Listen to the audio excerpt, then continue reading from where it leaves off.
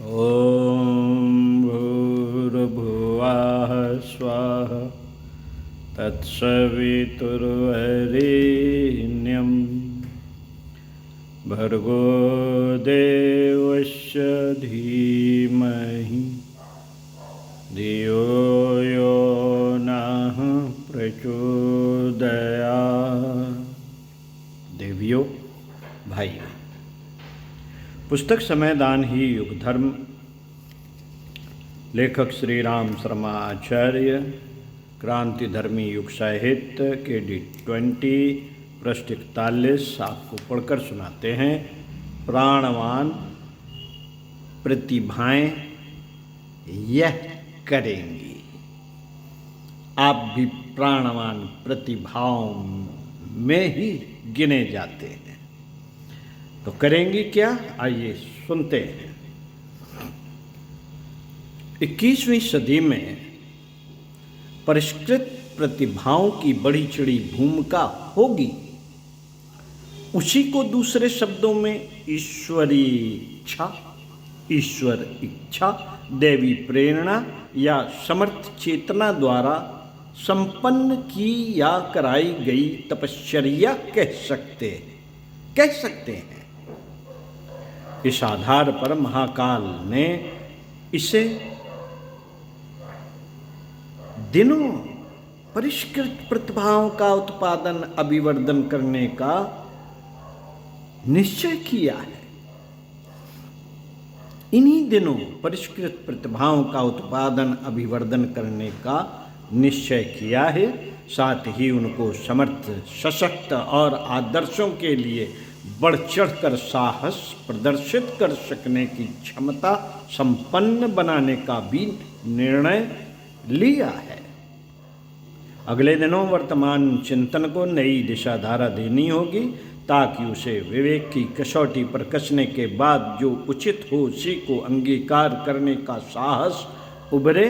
साथ ही ऐसा पराक्रम भी जगे जो अनौचित से जूझने को न सही, कम से कम अस्वीकार करने के लिए तो कटिबद्ध हो सके। इस प्रयोजन के लिए अनेक प्रचलनों और मान्यताओं का परिशोधन करने के लिए प्रचार माध्यमों में युग चेतना का समावेश करने के निमित्त बड़े प्रयास करने होंगे। इसका प्रथम प्रयास तो युग साहित्य का सृजन ही है, पर वह बीज बोने जैसा श्री गणेश भर है। वस्तुतः उसका विकसित रूप तभी बन सकेगा जब हर भाषा में उसके प्रकाशन की ही नहीं, विक्रय की भी व्यापक व्यवस्था बन पड़े।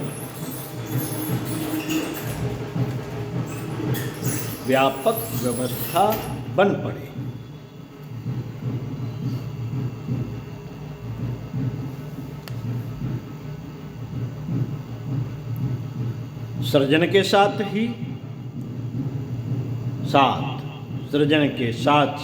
ही उसके परिवर्धन और प्रचलन की आवश्यकता पड़ती है, अन्यथा उगे हुए अंकुर सूख कर रह जाते हैं। विचार क्रांति के लिए साहित्य सृजन एक कार्य है, पर उतने भर से प्रयोजन की पूर्णता कहाँ बनती है। 3/4 अशिक्षित जनता के लिए विचार परिवर्तन का आधार तभी बन पड़ेगा जब हृदय और श्रव्य के सशक्त आधार विनिर्मित और प्रचलित किए जाएं। इसके लिए यांत्रिक माध्यम भी अपनाने पड़ेंगे। लेखनी अब पर्याप्त नहीं रही। इसके लिए प्रेस माध्यम का अपनाया जाना अनिवार्य हो गया है।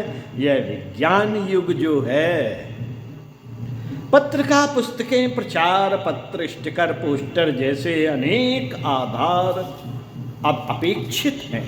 प्रकाश चित्रों, स्लाइड प्रोजेक्टरों का प्रदर्शन भी इसी उद्देश्य की मूर्ति का एक भाग बन गया है। चित्र विभाग में ही फिल्में भी आती हैं। कभी कथा, प्रवचन, संकीर्तन आदि का सत्संग प्रक्रिया ही वाणी के माध्यम से सद्विचार संवर्धन का काम पूरा कर लिया करती थी, पर अब तो अलग जगह ने प्रभात फेरियां निकालने जैसे वे उपचार काम में लेने होंगे जिनके लिए लोगों के एकत्रित होने की प्रतीक्षा न करनी पड़े। जन जन से संपर्क साधना और घर घर अलख जगाने का प्रयोजन जिस प्रकार भी पूरा हो सके उन उपकरणों को काम में लिया जाए। संगीत और अभिनय का अपना महत्व है, उन्हें किस प्रकार व्यापक प्रचार का सर्वसुलभ साधन बनाया जा सकता है, इसके लिए भी गंभीरता पूर्वक विचार करना और मार्ग ढूंढना होगा। इस प्रयास को इतना व्यापक बनाना होगा कि सभी भाषा भाषी इस प्रकाश प्रसारण का लाभ बिना किसी अवरोध के प्राप्त कर सकें। प्रचार की परिधि में आवश्यक है और प्रथम चरण की पूर्ति करने में समर्थ भी, पर उतने को ही पर्याप्त नहीं मान लेना चाहिए। दूसरा चरण है प्रशिक्षण। वर्तमान मान्यताओं प्रचलनों में से अधिकांश को बदलना होगा। अधिकांश को बदलना होगा। इसे यूं भी कहा जा सकता है कि जन रुचि जिस रूप में इन दिनों विद्यमान है उसे भट्टी में गलाना और नए ढांचे में ढाला जाना है। यह बड़ा काम इसलिए है कि प्रस्तुत मान्यताएं, आदतें और परंपराएं इतनी आसानी से इतना बड़ा परिवर्तन अंगीकार करने के लिए सहज सहमत नहीं हो सकती। इस समूची प्रक्रिया को ब्रेन वॉशिंग भर न कहकर कायाकल्प स्तर पर निरूपित करना होगा। यह कार्य ऐसी शिक्षण परिपाटी ही कर सकती है जिससे बौद्धिकता को समझाने और नए प्रयोगों के अनुरूप मानस बनाने की ही नहीं, व्यवहार में उलट पुलट कर सकने तक की समर्थता विद्यमान हो। व्यवस्था और मान्यता के क्षेत्र में एकता, समता, यथार्थवादी एक रूपता लाने के लिए जिस शिक्षा की आवश्यकता है वह शिक्षितों और अशिक्षितों को बिना किसी भेदभाव के उपलब्ध कराने की आवश्यकता पड़ेगी। इसे संप्रदायों, भाषाओं, आदतों और रीति रिवाजों के वर्तमान ढांचे से ऊपर उठकर उस मार्ग को अपनाना होगा जो नए युग के नए मनुष्य की जिज्ञासा और आवश्यकता की भली भांति पूर्ति कर सके। शिक्षा का ढर्रा भी बदलना होगा। नई शिक्षा प्रणाली के लिए अवकाश के घंटे भी सीमित करने होंगे और उस उपक्रम को इतने लंबे समय तक चलाना होगा जब तक कि मूढ़ मान्यताओं से पूरी तरह पीछा न छूट जाए और मानवीय चलन अपनी गरिमा के अनुरूप व्यवहार करने का आदि न हो जाए। जीवन अनेकों क्षेत्रों में बटा हुआ है। शरीर, मन, व्यवहार, प्रचलन, उपार्जन, उपयोग आदि अनेक उसके पक्ष हैं। इन सभी में महत्वपूर्ण परिवर्तन की आवश्यकता है। भावी शिक्षा पद्धति इसी आधार पर जन सहयोग से विनिर्मित करनी होगी। सरकारी शिक्षा पद्धति अपने ढर्रे के अनुरूप रहे तो इससे कुछ बात बिगड़ती नहीं है। युग सृजन के लिए अनेक भावनाशील से समयदान और अंशदान की अपेक्षा की गई है। आमतौर से हर आदमी के 4 घंटे सुरक्षित रहते हैं। इसमें से कोई भी युग धर्म के प्रति निष्ठावान 2 घंटे तो लगा ही सकता है। विशिष्ट व्यक्तियों से आशा की गई है कि निर्वाह के लिए उपलब्ध साधनों के सहारे अथवा जनता से ब्राह्मणोचित आजीविका जुटाकर इसी एक कार्य के लिए अपने को समर्पित करे। परिवार विस्तार और उसके लिए प्रचुर संपदा संजोने की ललक घटाई या मिटाई जा सके तो लोक सेवी की समूची क्षमता उस प्रयोजन के लिए समर्पित हो सकती है जिसकी महाकाल ने जीवंतों, प्राणवानों और युग सृजेताओं से आशा अपेक्षा की है। वानप्रस्थ परंपरा पुनर्जीवित हो सके तो सतयुग की वापसी के लिए समर्थ अनुभवी प्रतिभाएं कार्यक्षेत्र में उतरती और अति महत्वपूर्ण मोर्चा संभालती देखी जा सकती है। मित्रों, उपरोक्त प्रयास समय साध्य नहीं। उपरोक्त प्रयास समय साध्य नहीं, साधन साध्य भी हैं। इसके लिए आरंभिक दिनों में 10 पैसा नित्य निकालने में ज्ञान घट योजना से भी श्री गणेश कराया गया था। अब कार्य विस्तार के साथ साथ अंशदान बढ़ाने की आवश्यकता भी पड़ेगी। इसके लिए अग्रगामियों से आशा की गई है कि वे महीने में 29 दिन की कमाई से गुजारा करें और एक एक दिन की आजीविका नियमित रूप से निकालते रहें, जिससे नवनिर्माण की गगनचुंबी योजनाओं में उचित सीमा तक योगदान मिल सके एवं उनका विस्तार हो सके जिन्होंने अधिक संचय कर रखा है। वे उसे प्रयाश्चित स्वरूप विसर्जित कर दें तो ही ठीक है। प्राचीन काल में वरिष्ठजन अपनी संचित संपदा को ऐसे ही पुण्य प्रयोजनों के लिए सर्वमेध यज्ञ के रूप में युग समस्याओं के समाधान में नियोजित कर देते थे। भामाशाय, अशोक, हर्षवर्धन, वज्रश्रवा आदि के असंख्यों उदाहरण ऐसे हैं। इसी पुण्य परंपरा में स्वेच्छापूर्वक समर्पित यह अनुदान दाता के निज के लिए और समूची विश्व मानवता के लिए श्रेयस्कर ही होगा। प्रस्तुत समयदान या अंशदान उस लोक शिक्षण में ही नियोजित होना चाहिए जिस पर नव युग का अवतरण अवलंबित है। यह 2 ब्रह्म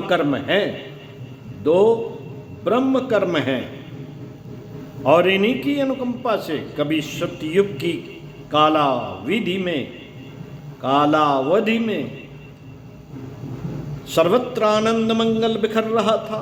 मनुष्य में देवत्व का उदय और धरती पर स्वर्ग का अवतरण हेतु इन्हीं 2 चरणों को उठाते हुए परम लक्ष्य तक पहुंचाया जा सकता है।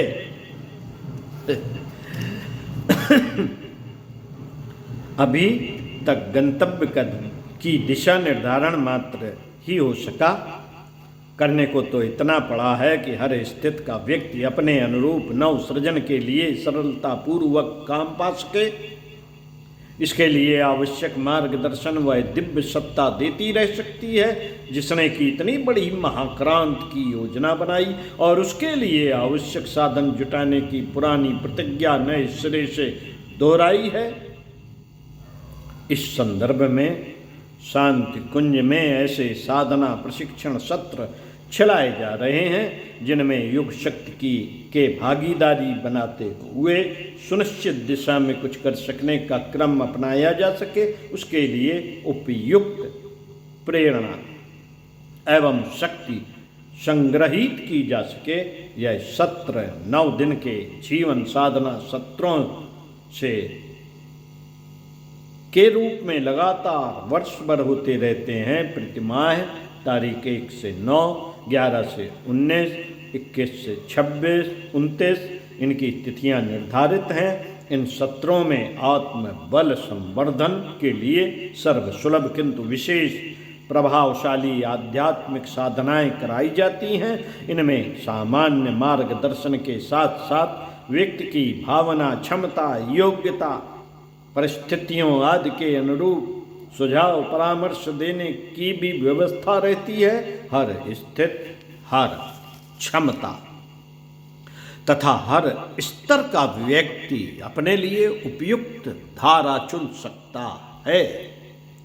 जिनके पास समय अधिक है, लोक सेवा के लिए कुछ अधिक करना एवं उसके लिए योग्यता बढ़ाना चाहते हैं, उनके लिए एक एक माह के सत्र प्रतिमाह तारीख 1 से 29 तक चलते रहते हैं। किसी भी सत्र में प्रवेश के लिए अपना पूरा नाम, पता, परिचय तथा अनुकूल समय की जानकारी के साथ आवेदन भेजने पर स्वीकृति दी जाती है। कोशिश कीजिए किसी एक सत्र में भाग लेने की। साथियों, इसी संदर्भ में अगले वीडियो में इस पुस्तक का अंतिम पैरा पढ़कर सुनाएंगे। अग्रदूत बने, अवसर न चूकें। तो प्राणवान प्रतिभाएं हैं आप, अब करना क्या है ये भी आपको पढ़कर बता दिया है। तो चलते हैं, कुछ करते हैं। करिष्ये वचनम तव। मिलते हैं अगले वीडियो में। अग्रदूत बने, अवसर न चूकें। ओम शांति।